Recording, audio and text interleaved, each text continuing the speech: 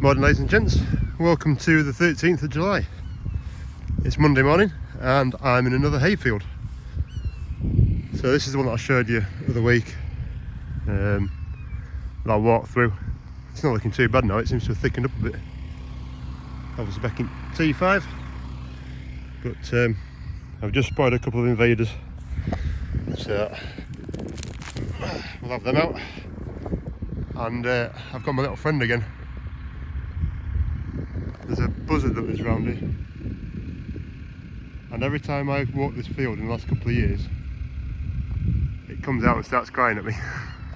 So it must have a nest somewhere nearby. So yeah, I've just got to keep an eye out for these at the minute. This is only like 4 acres in here, so it shouldn't be too bad. It's very wet still from the rain yesterday and the dew this morning. But the mower will knock half of that off anyway. So yeah, hopefully get this knocked down. And I've got another field, I've got 2 fields over there to do and another one over there. So there's about 20 acres to do today. Yeah, so there's about 20 acres to do this morning, which includes about 10 of my own. So yeah, busy again, and then weather's supposed to be good tomorrow, hopefully. The sun's coming out. So right, we'll get cracked on. Right, so we're all mowed out. That's it, he's down. There's not a particularly big crop down here, and as usual his bottom end seems to be really wet. Always seems to be honest. What I've done slightly different this year is I've just driven round and round. It's only it's a narrow field, so it doesn't take much just to go round and round and round, instead of cutting the field in half and trying to do little segments. Okay, we're going to play this game, are we?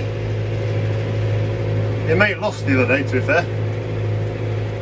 So if I was you, I'd kind of go that way and not turn right to the end of here, like an idiot. Don't. Oh. Right, so this is the field that I walked a couple of weeks back with the dog tracker on the outside. It's come on well. There's a fair bit here. It usually produces fairly well. It's usually sat in water, to be honest. But we are having a hell of a time down this bottom end with it, because it's just laid flat. And unfortunately it's all laid that way. So I've dropped my speed down. I'm doing 7 k's. Knocked my revs up a little bit, so I'm doing 550, 560 RPM, just to try and let the mower get underneath the grass. As soon as it's under it, you can kind of lift it up as it mows it. But I have just run a load of it over. It's just wouldn't pick it up. So I have to try and get it when I do my ups and downs. I'll have to just run into the headland a bit. It might be a bit of a mess. You know, you always get one of them, well, whatever job you're in, if it's landscaping or tree work or farming or whatever, you always look over the hedge and see the mistakes that people have made. Well, mine's about 7 times around the outside of this field at the moment. It's yeah, it's not great. So we're back up at the estate now. I've finished cutting all the estate's grass. So this is Boys Winterfield, the hayfield down there, and the 2 of the line. So I've just put the feather rake on. And what I'm wanting to do is, because the mower's left it quite tight up to the side and it's only a thin crop anyway, is just want to get one at rotors just to pull that in onto the second row, to the second swath. So I've had this in winter mode, so what I had was all the arms, well the 6 arms that come off, 3 on either side. They get stowed on here. Really nice simple way of doing it. Little bracket that goes into the end of that, and then just a pin there that stops it falling out.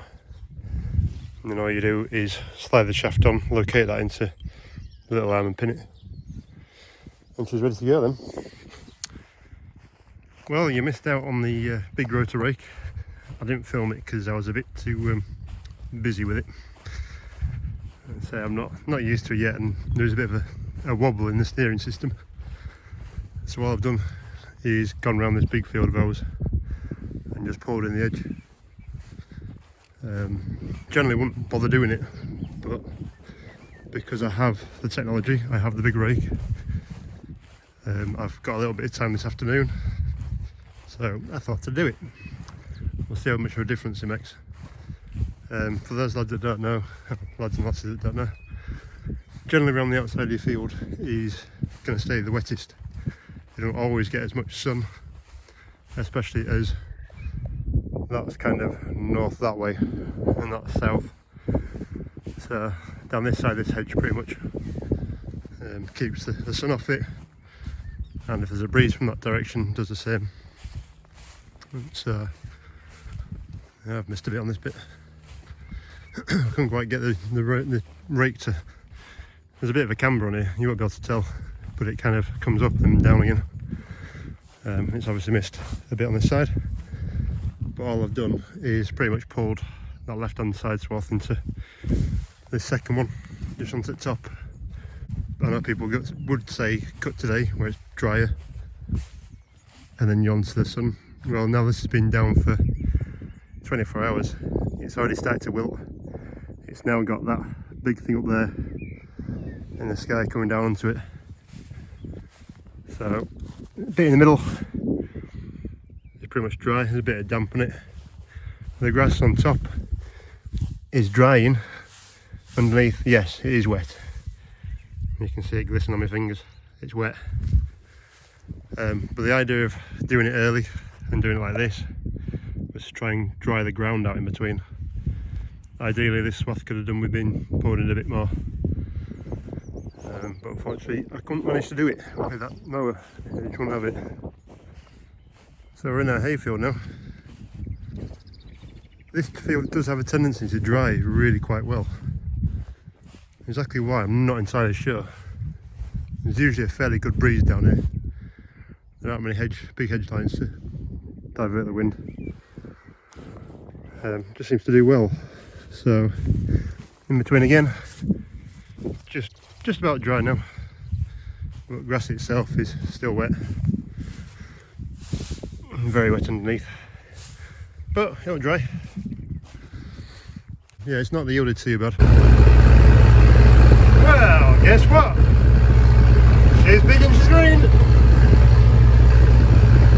So yeah, I'm just doing one of the fields I've got to mow for hay. It's a nice looking crop.